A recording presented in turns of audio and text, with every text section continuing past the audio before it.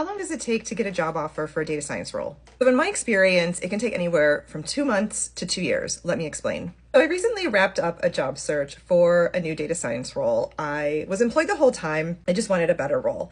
And I found when I was not being very picky and I was applying for just any job I was qualified for, assuming that it was a better salary, or I would talk to, any recruiter who reached out to me on LinkedIn, assuming that the job was a better salary and something I was interested in doing, regardless of, title or industry or any of that.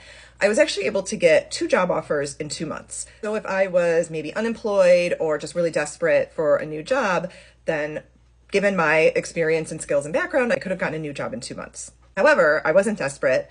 I was looking for something better, not just something new.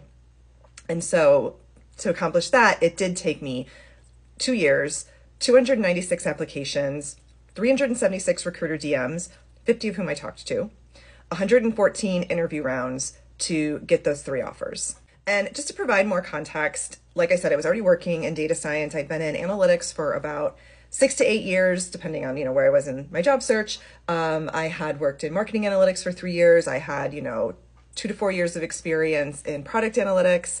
I had been working in data science roles for a few years, and I also have a master's degree in data science. So I was looking for like a mid-level or above data science role focused on like product analytics or something very similar to that at a tech company that I respected and with a salary that was higher than what I was making, which was already above average. So that was a pretty tall order given how competitive the job market has been. I knew that I had my work cut out for me, and I was right. I would send an average of about 3 applications per week, just to give you an idea for how picky I was being.